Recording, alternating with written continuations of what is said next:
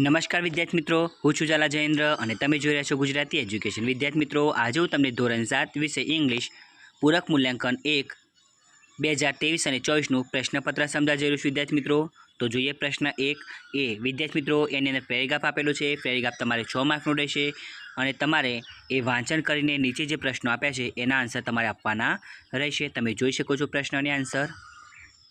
જે વિદ્યાર્થી મિત્રો સ્પીડમાં નથી લખી શકતા એ સ્ક્રીનશોટ પાડીને પછી શાંતિથી સારા અક્ષર લખી શકે છે. વિકલ્પો આપેલા છે.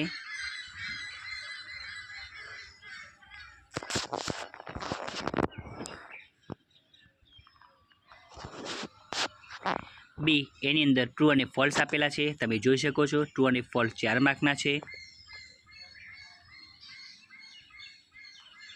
પ્રશ્ન 2 એ.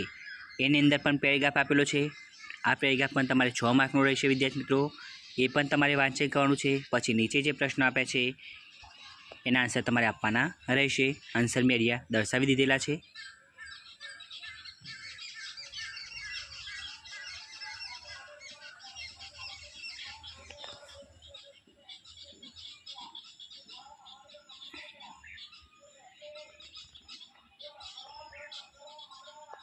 બી, એની અંદર પણ ટ્રુ અને ફોલ્સ આપેલા છે. વિદ્યાર્થી મિત્રો, તમે જોઈ શકો છો ટ્રુ અને ફોલ્સ એ તમારે 2 માર્કના રહેશે. વિદ્યાર્થી મિત્રો,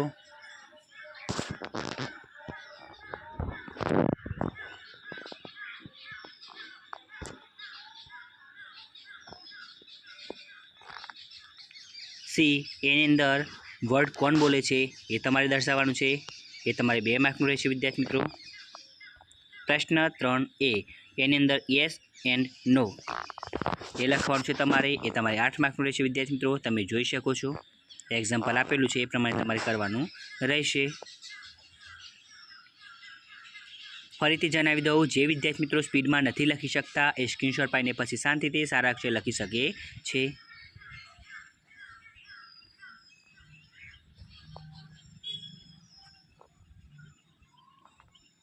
બી, એ તમારે 2 માર્કનું રહેશે. વિદ્યાર્થી મિત્રો, તમે જોઈ શકો છો કયા કયા શબ્દો આપેલા છે.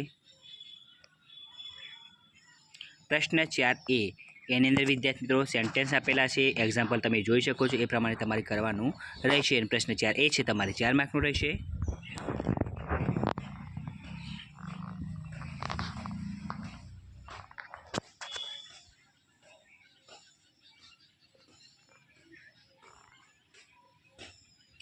બી, find the question to get the underlined word as answers. એ તમારે 6 માર્કનું રહેશે. એક્ઝામ્પલ આપેલું છે એ પ્રમાણે તમારે કરવાનું રહેશે.